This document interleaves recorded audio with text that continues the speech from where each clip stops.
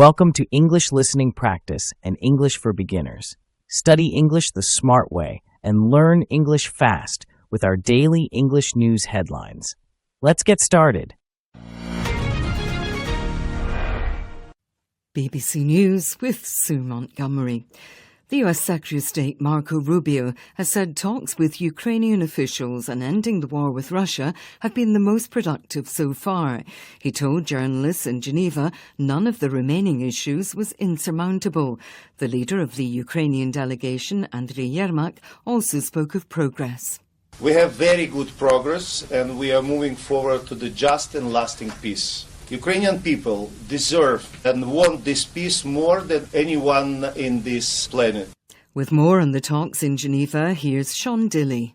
Marco Rubio, the Secretary of State, says that things have moved on significantly in the last 96 hours. Essentially saying this was always by design and they're just refining a plan, they're ironing out the kinks rather than the European intervention, of course, that we know just the other day. So Europe, Canada, Japan expressing serious concerns. And amongst those was that the proposal from the United States was too friendly to the Kremlin, required too much land to be given away, the military to be reduced in Ukraine. They were concerned about that. But now what's different about these talks is Ukraine has actually been involved with them. Hezbollah's chief of staff has been killed in an Israeli strike on Beirut, the first to target the Lebanese capital since June. The militant group confirmed Haytham Atab-Tabai died in the attack in the southern suburb. The Lebanese Health Ministry said 5 people were killed. Hugo Bashega is in Beirut. The Lebanese President Joseph Aoun has reacted following the attack that happened in Beirut. He is again urging the international community to put pressure on Israel to stop these attacks and also for Israel to pull out from those locations that Israeli soldiers still occupy in the south of the country. The president is in a very difficult position because he has vowed to disarm Hezbollah, but he has refused to use force against the group, saying that this could exacerbate sectarian divisions in the country. Officials in the Gambia say the Cameroonian opposition leader Issa Chiroma Bakary has fled to the country. Mr. Chiroma Bakary says he was the real winner of October's presidential election in Cameroon, which officially granted the 92-year-old president Paul Biya an 8th term. The vote was followed by violent clampdown and protests. Mr. Chiroma Bakary obtained permission to stay in the Gambia this month on humanitarian grounds. The former president of Brazil, Jair Bolsonaro, has blamed what he called medicine-induced paranoia for damage he caused to his ankle monitor, which contributed to him being removed from house arrest into detention. Police had deemed the right-wing leader, convicted of a coup attempt, to be a flight risk ahead of Saturday's supporters' vigil outside his home. You're listening to the World News from the BBC. 50 of the more than 300 children kidnapped by gunmen from a Catholic school in Nigeria's Niger state have escaped. The Christian Association of Nigeria says they've been reunited with their families. Richard Kagoe has more. The escape is the news families had been desperately hoping for after days of agonizing over the children's fate in captivity. A Christian group supporting the families has asked for prayers and the safe return of those still missing. Nearly half of the school's more than 600 pupils were taken during the attack. Pope Leo is among those who have called for their release. Authorities in Niger State have ordered all schools to close as security forces continue the search for the hostages. It's one of Nigeria's largest mass kidnappings in recent years. The UN's climate change chief has acknowledged that this year's COP30 climate summit in Brazil did not go as far or fast as the world needs to tackle climate change. Challenged on the absence of language in the closing communiqué committing to phase out fossil fuels, Simon Steele told the BBC many fossil fuel-dependent nations were transitioning to renewable sources of energy in any case. Preliminary results from Slovenia's referendum on assisted dying suggest voters have rejected the legislation. It would have allowed adults capable of making their own decisions the right to end their lives voluntarily if they suffered unbearably due to a serious incurable illness. With almost all ballots counted, 53% of voters were against the legislation. The Trump administration has said the controversial Department of Government Efficiency, or DOGE, no longer exists. The cost-cutting initiative, once led by Elon Musk, had 8 months left of its mandate. Analysts say claims of savings worth more than $100 billion are hard to verify without accounting records. BBC News.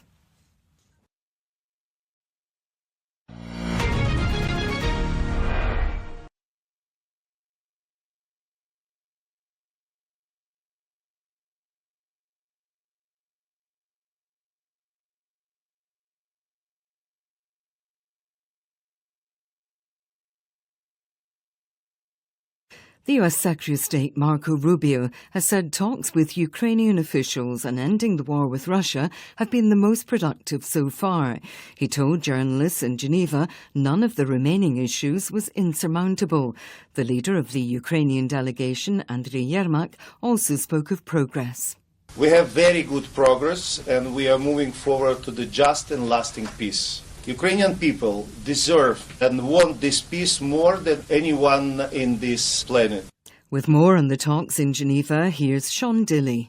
Marco Rubio, the Secretary of State, says things have moved on significantly in the last 96 hours. Essentially selling this was always by design, and they're just refining a plan. They're ironing out the kinks rather than the European intervention, of course, that we know just the other day. So Europe, Canada, Japan expressing serious concerns. And amongst those was that the proposal from the United States was too friendly to the Kremlin, required too much land to be given away, the military to be reduced in Ukraine. They were concerned about that. But now what's different about these talks is Ukraine has actually been involved with them.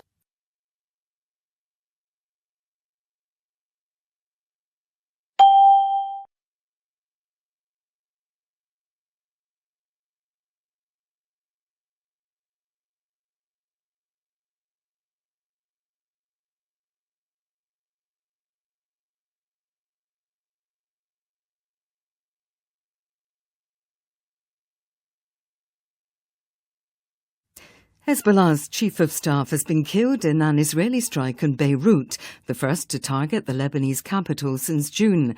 The militant group confirmed Haytham Atab-Tabai died in the attack on the southern suburb.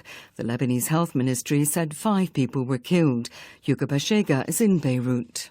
The Lebanese President Joseph Aoun has reacted following the attack that happened in Beirut. He is again urging the international community to put pressure on Israel to stop these attacks, and also for Israel to pull out from those locations that Israeli soldiers still occupy in the south of the country. The president is in a very difficult position because he has vowed to disarm Hezbollah, but he has refused to use force against the group, saying that this could exacerbate sectarian divisions in the country.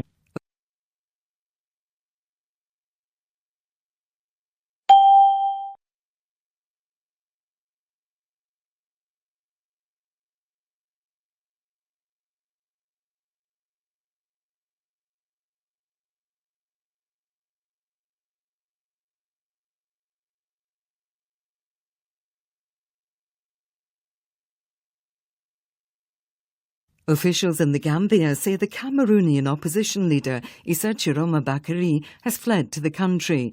Mr. Chiroma Bakary says he was the real winner of October's presidential election in Cameroon, which officially granted the 92-year-old president Paul Biya an 8th term. The vote was followed by a violent clampdown and protests. Mr. Chiroma Bakary obtained permission to stay in the Gambia this month on humanitarian grounds.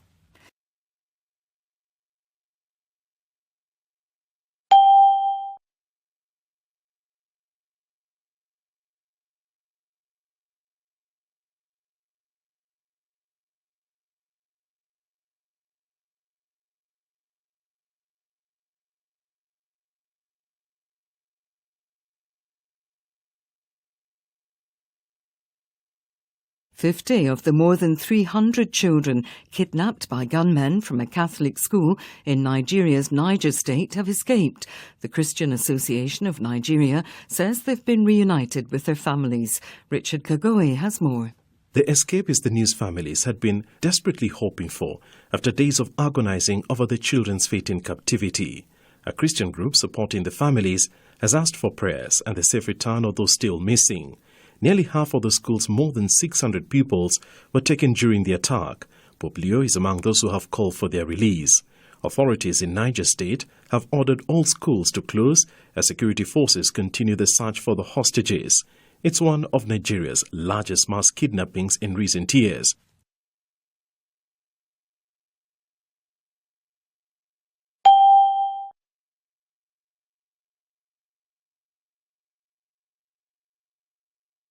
Five. Ironing out the kinks in the phrase ironing out the kinks of the peace plan means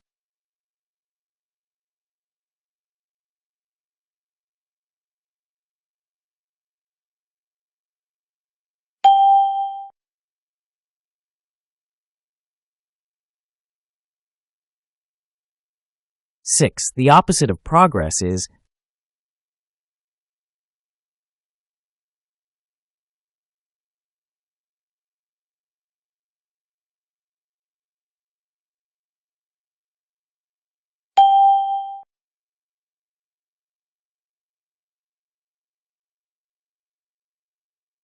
7. Fled, as in the opposition leader has fled to the country, means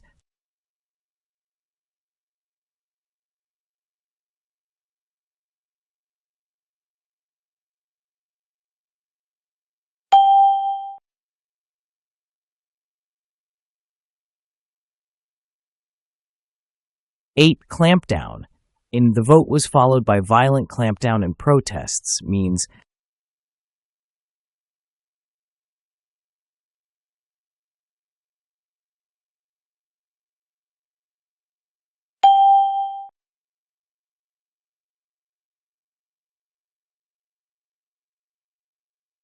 a suburb is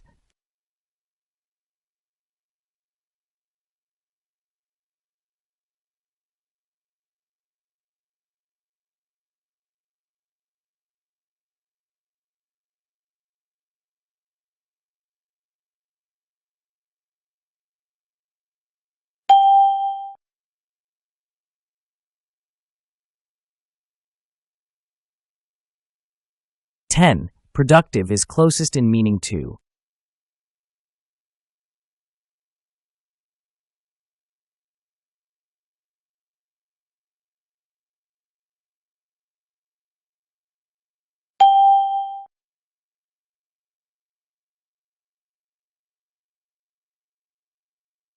11. Exacerbate, as used in the president said this could exacerbate divisions in the country, is similar to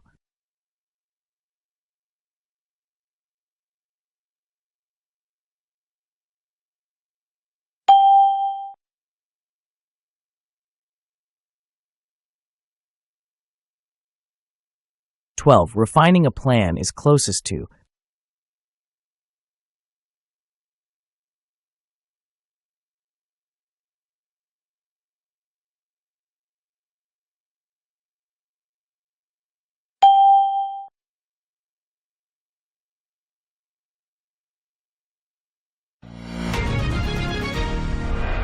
'What do you think about the peace talks regarding the Ukraine-Russia war? Do you feel hopeful that the war could finally move toward ending? Please share your ideas in the comments.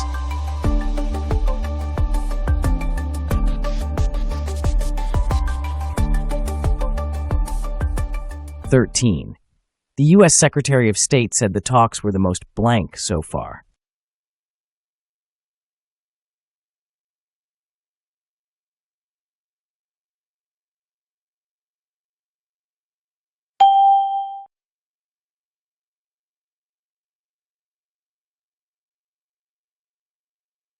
"14. The Ukrainian delegation said the talks were moving forward to a blank and lasting peace.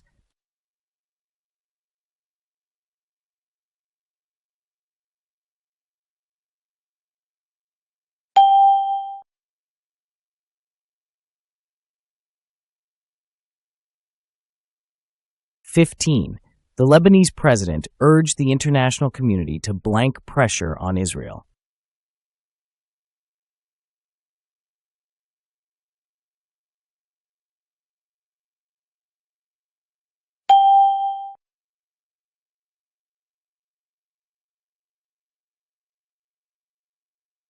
16. Nearly half of the pupils were blank in the attack.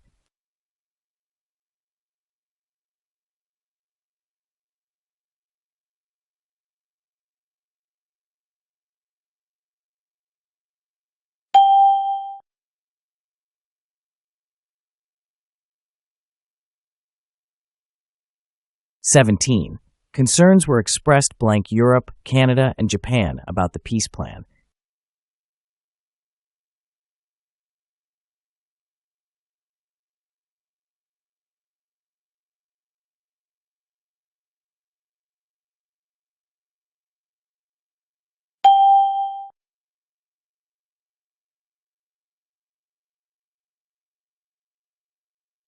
18. The president urged the international community to put pressure blank Israel.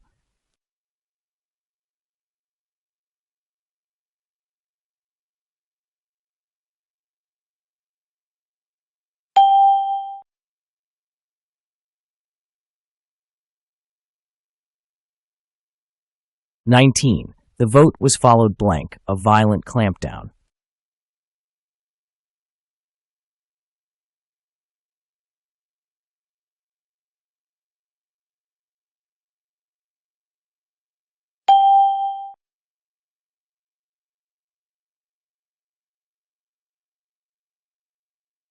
20. The children escaped blank captivity.